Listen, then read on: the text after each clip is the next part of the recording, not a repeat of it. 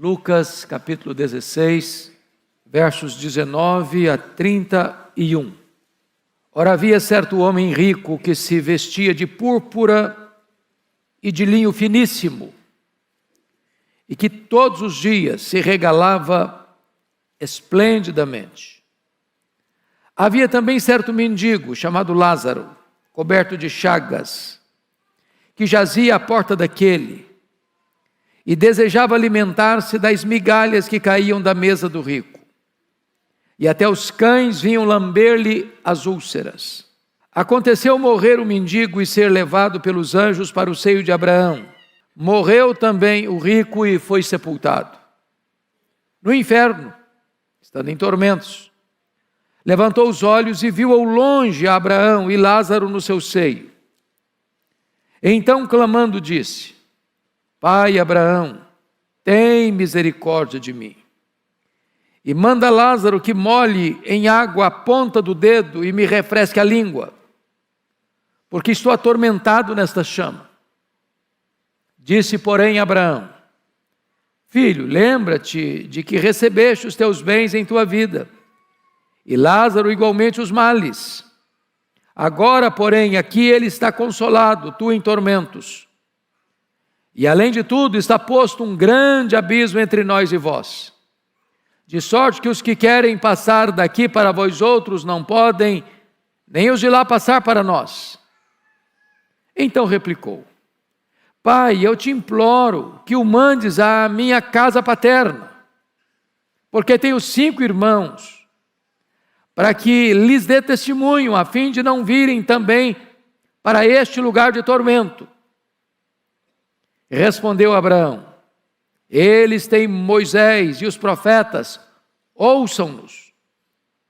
Mas ele insistiu: Não, pai Abraão, se alguém dentre os mortos for ter com eles, arrepender-se-ão. Abraão, porém, lhe respondeu: Se não ouvem a Moisés e aos profetas, tampouco se deixarão persuadir, ainda que ressuscite alguém dentre os mortos. Meus irmãos, esse texto tem uma característica. O que esse texto diz com todas as letras é que viver é mais do que viver e morrer é mais do que morrer. O que esse texto deixa claro é que a morte não é o ponto final da vida. Nós não cremos que a vida se limita ao breve percurso do berço à sepultura. Esse texto nos apresenta um contraste profundo. Primeiro, contraste na vida. Jesus pinta este quadro falando de um homem rico que vivia numa ostentação egoísta. Cuidadosamente, Jesus diz que ele vestia de púrpura e linho finíssimo. Púrpura era uma substância extraída de moluscos que viviam nas profundezas do mar. E vocês se lembram de Lídia, asiática que morava na Macedônia, vendedora de púrpura? Só os ricaços se vestiam com púrpura. Os senadores romanos se vestiam com púrpura. Era uma veste rara e cara. Este homem se vestia de linho finíssimo, a mais nobre das vestes da época. E ele ostentava todo esse aparato. Além do que, ele se regalava, diz o texto. E não apenas se regalava, mas se regalava esplendidamente. Não num feriado, não numa ocasião especial, mas todos os dias. Todos os dias. Ele vivia em banquetes, fartos, opíparos, todos os dias. Sua mesa possuía as melhores iguarias, todos os dias. Talvez sua mesa tinha o melhor dos vinhos, todos os dias. E diríamos nós que aquele homem vivia de festa em festa, de banquete em banquete, de roupas caras, das melhores grifes da época. Era a sua realidade, era a sua ostentação egoísta. Mas o texto, ao contrastar a vida, mostrando agora um mendigo, chamado Lázaro, coberto de chagas, jazia à porta daquele, desejava alimentar-se com as migalhas que caíam da mesa do rico, os cães iam lamber-lhe as úlceras. Você não pode ter um contraste mais profundo que este. Um é rico demais, o outro é pobre demais.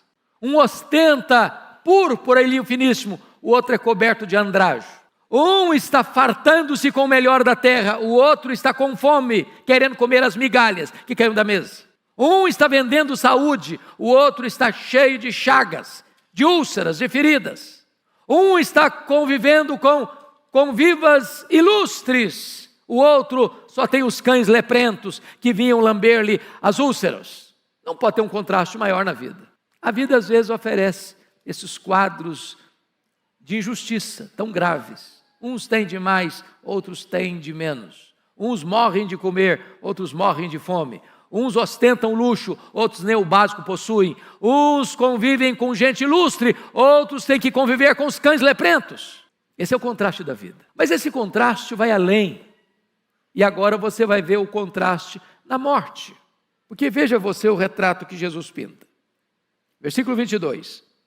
Aconteceu morrer um mendigo e ser levado pelos anjos para o seio de Abraão. Morreu também o rico e foi sepultado. Notem vocês que o rico, ele morre. Sabe por quê? Riqueza não livra ninguém da morte. Saúde não livra ninguém da morte. Você pode morar na cobertura mais alta de São Paulo. A flecha da morte chega lá. Você pode andar no carro blindado mais sofisticado. A morte chega lá dentro. Você pode ser jovem. Você pode estar vendendo saúde. A morte visita você também. Eu quero dizer para você que os poderosos morrem, que os ricos morrem, que os que vivem nababescamente nos banquetes mais fartos também morrem. Aqueles que ostentam púrpura e linho finíssimo morrem.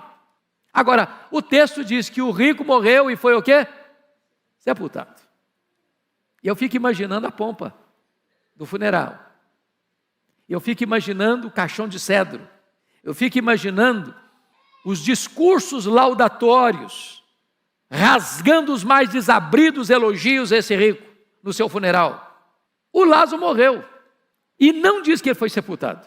Por que não? Hoje diríamos que ele foi sepultado numa cova rasa, mas naquela época, para quem conhece a história dos cães da época, que perambulavam pelas ruas, leprentos, famintos, provavelmente os agentes funerários do Lázaro foram os cães. E provavelmente a sepultura de Lázaro foram os cães. E você sai horrorizado desta cena. Um com tanta pompa no funeral, outro nem sepultamento teve. Contraste na vida, contraste na morte. Mas tudo isso acontece do lado de cá da sepultura. Só que a sepultura não é o último endereço. Só que a vida não termina num túmulo. E então o texto retrata para nós um outro contraste. O contraste na eternidade. O contraste do outro lado do sepulcro. O contraste depois da morte. E peço a você que observe comigo. Olha aí, por gentileza, o que está escrito. Versículo 22. Aconteceu morrer o mendigo e ser levado pelos anjos para o seio de Abraão. Notem vocês que seio de Abraão é uma terminologia bíblica que é o mesmo de paraíso, de céu, de Nova Jerusalém, da casa do Pai. São diversos títulos dados para um mesmo lugar. Portanto, o céu é um estado e um lugar. Um estado de felicidade plena, maiúscula, superlativa, eterna. E é um lugar onde Deus habita, onde a igreja celestial habita, onde todos aqueles que já nos precederam desde Abel estão lá, porque a Bíblia diz que morrer é deixar o corpo e habitar com o Senhor, é partir para estar com Cristo, o que é incomparavelmente melhor, é bem-aventurança, porque descansa das fadigas. E Lázaro é escoltado pelos anjos. O céu veio buscar Lázaro. Os anjos foram escalados para virem e o levarem para o seio de Abraão, para o céu, para o paraíso, para a casa do Pai. E ali tem consolo. Ali não tem mais choro. Ali não tem mais cães leprentos. Ali não tem mais úlceras, ali não tem mais fome, ali não tem mais sede, ali não tem mais privações. Ali ele está na casa do Pai. Ali ele está na bem-aventurança eterna. Mas vamos ver o contraste na eternidade com o rico. Olha comigo, verso 22 e 23. Morreu também o rico e foi sepultado. Verso 23. No inferno, estando em tormentos, levantou os olhos e viu ao longe Abraão e Lázaro no seu seio. E aí você percebe que aquele que vivera no luxo, no fausto, na riqueza, nos banquetes requintados, com as roupas mais caras, com os mais ilustres convidados à sua mesa todos os dias, que viveu o melhor desta terra, mas que só pensou nele mesmo, descobre que a vida não é apenas viver e que a morte não é apenas morrer, porque ele acorda no inferno, em tormentos. Talvez você possa pensar, então será que esse texto está dizendo que os pobres vão para o céu e os ricos vão para o inferno? Não, não é isso que está dizendo o texto. Aliás, a palavra Lázaro literalmente significa Deus é o meu auxílio. Esse mendigo não foi para o céu por ser mendigo, e nem esse rico foi para o inferno porque era rico. Não há nenhuma anatematização à riqueza e não há nenhuma vantagem na pobreza. Tanto o pobre quanto o rico são pecadores. Tanto o pobre quanto o rico precisam se arrepender e crer em Jesus. Tanto o pobre quanto o rico têm a mesma situação diante de Deus. Precisam da graça salvadora de Deus. Tanto o pobre quanto o rico, se arrependem e creem, são salvos e habitarão com o Senhor para sempre. A salvação não tem a ver com a sua condição social. A sua salvação tem a ver com o seu arrependimento genuíno e com a sua confiança no Salvador, Jesus Cristo, nosso Senhor. Que há muitas tentativas para negar o inferno. Até hoje as pessoas tentam apagar as chamas do inferno. E então criam uma ideia de que o inferno é aqui mesmo. Não, não existe inferno. O inferno é aqui. Mas se o inferno é aqui, ele é muito bom, sabia? Aqui você tem água fresca para tomar. Aqui você tem alimentos saborosos com os mais diversos sabores e Deus lhe deu o paladar para distingui-los. Aqui você tem casa para morar, cama para dormir, roupa para vestir. Aqui você tem amigos, aqui você tem família, aqui você tem igreja. Aqui você canta, aqui você festeja, aqui você celebra, aqui você tem paz. Não, o inferno não é aqui. Outros dizem não. Na verdade, Deus não criaria o homem para mandá-lo para o inferno. Na verdade, a grande verdade que devemos entender e crer é o chamado universalismo. No final, todos serão salvos, todos irão para o céu, todos terão bem-aventurança eterna. Pois não é isso que a Bíblia ensina. E ninguém falou mais sobre o inferno do que Jesus. Só há dois destinos: é céu ou inferno. Não existe um purgatório que a pessoa vai lá e fica penando por um tempo que não se sabe quanto tempo, depois ele vai para o céu. Não existe isso. Jesus deixou claro, há um grande abismo entre nós e vós, de tal maneira que quem quiser passar daqui para lá não pode, quem quiser passar de lá para cá não pode. A morte encerra as chances. Ao homem está ordenado morrer uma só vez, vindo depois disso o juízo. Então não tem universalismo. Depois da morte é acerto de contas. Depois da morte é juízo. O tempo de se arrepender é hoje. A hora de Deus é agora. O que a Bíblia ensina é bem-aventurança eterna e o que a Bíblia ensina é condenação eterna. Deus propõe para você hoje a vida e a morte. E Deus aconselha você, escolha a vida para que você viva. Agora, vejamos então aqui a descrição que o próprio Jesus, neste quadro, fala sobre a realidade do inferno. Então, confira comigo. Primeiro, versículo 23. Lugar é lugar de tormento. No inferno, estando em tormentos. Então, note isso. Inferno não é como algumas pessoas dizem, não, lá no inferno vai ter farra. Lá no inferno vai ter música. Lá no inferno as pessoas vão se divertir. Lá no inferno vai ser uma algazarra. Não, o inferno é lugar de tormento. Quem está falando isso é o próprio Filho de Deus. A própria verdade. Lugar de sofrimento, de choro, de ranger de dentes. Segundo lugar, olha aí o versículo 23 e 24. Então clamando diz: Pai Abraão, tem misericórdia de mim e manda a Lázaro que molhe em água a ponta do dedo e me refresque a língua, porque estou atormentado nessas chamas. É lugar de ausência de consolo. Agora, o quadro que Jesus pinta é dramático. Se ele está atormentado nessas chamas, veja você, o que vale um dedo molhado numa língua e num corpo atormentado por chama? É nada, é zero, é o mínimo. Nem esse mínimo ele tem. Nem uma gota d'água na chama ele tem. O que Jesus quer descrever aqui é que o inferno, além de ser um lugar de tormento, é um lugar onde não tem o mínimo consolo, refrigério. Terceiro, confira comigo, versículo 26. E além de tudo está posto um grande abismo entre nós e vós, de sorte que os que querem passar daqui para vós outros não podem, nem os de lá passar para nós. Ou seja, o inferno é um lugar de onde não se pode sair.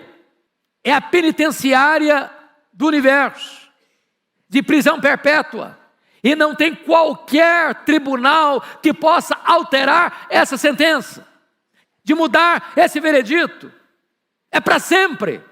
Mas em quarto lugar, o inferno, olha comigo o verso 27, então replicou o pai: eu te imploro que o mandes à minha casa paterna.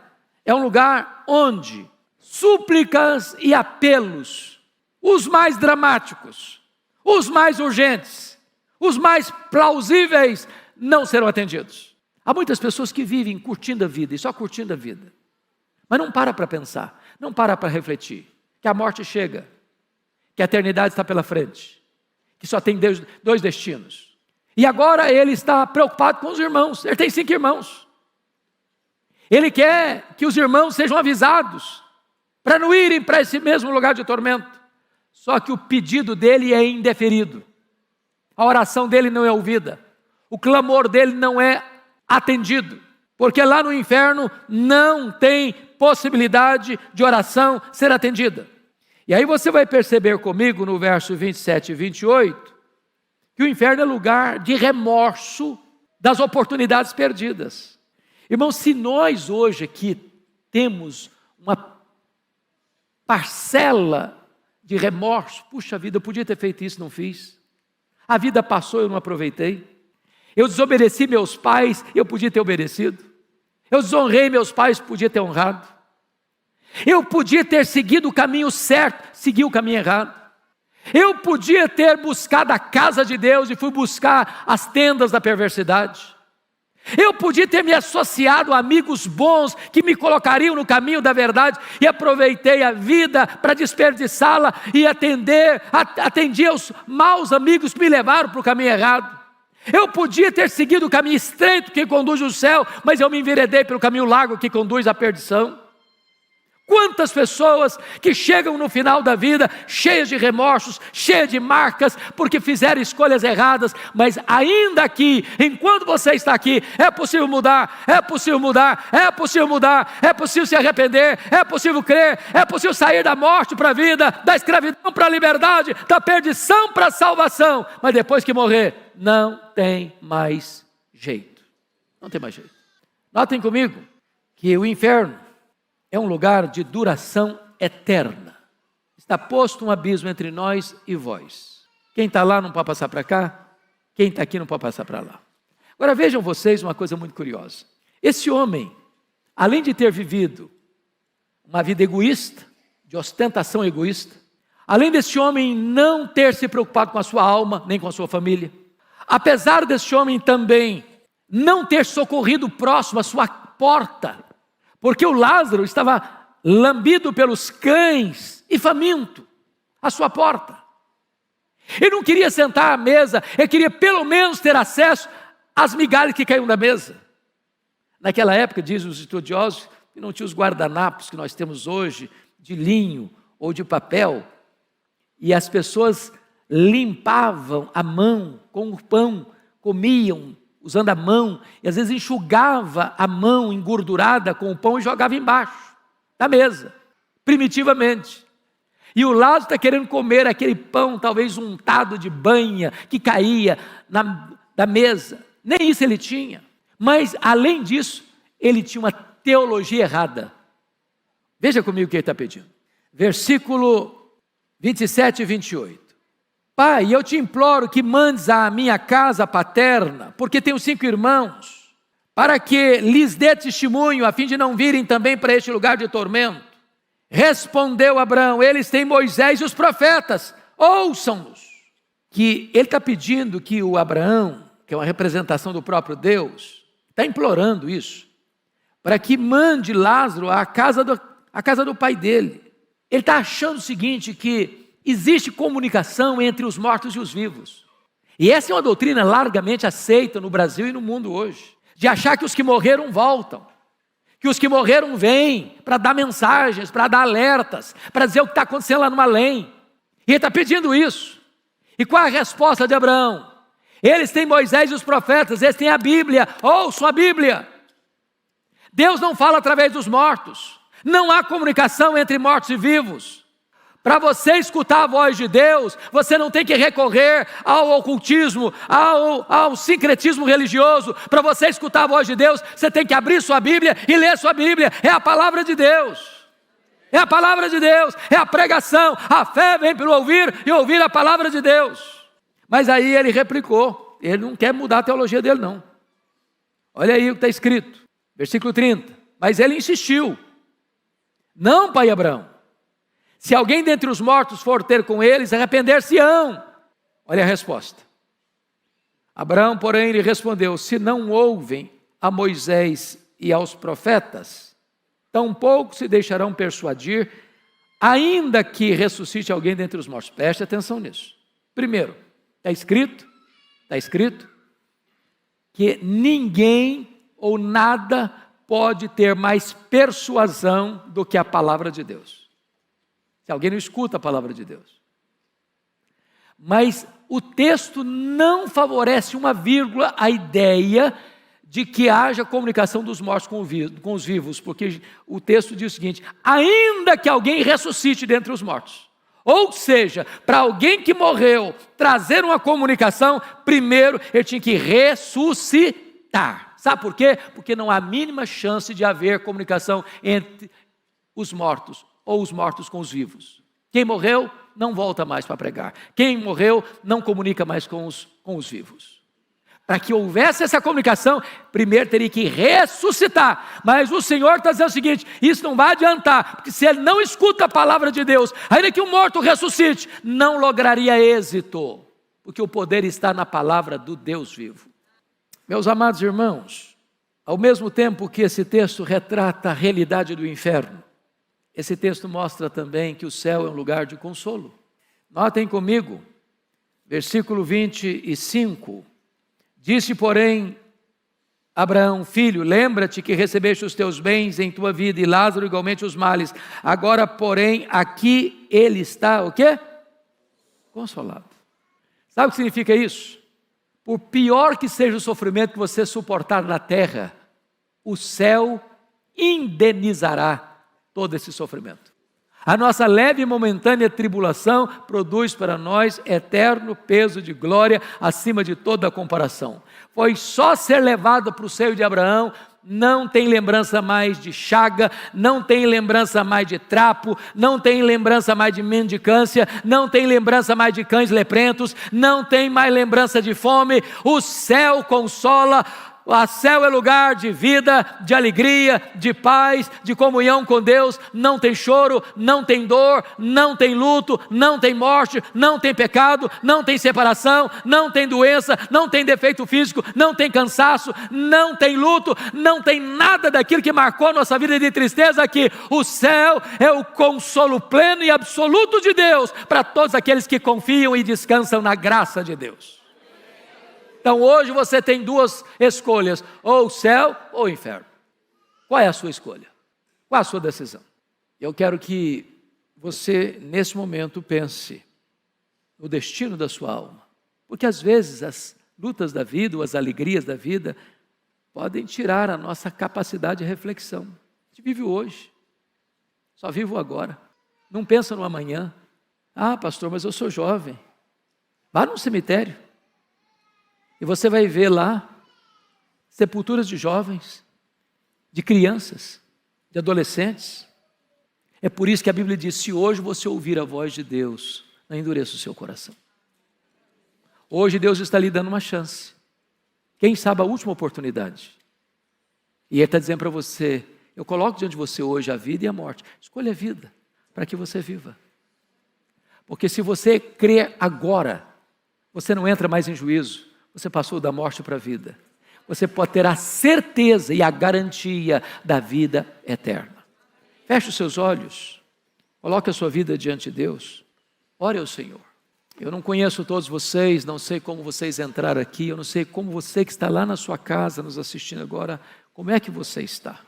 Mas hoje é uma noite de salvação. Hoje é uma noite de decisão. A sua mulher, seu marido, seu pai, a sua mãe, seu filho, a sua filha, seu irmão, não pode tomar essa decisão por você, essa decisão é sua, intransferível. Mas se você hoje se render a Jesus, você pode sair daqui com alegria do perdão, com alegria da redenção, da salvação, da vida eterna.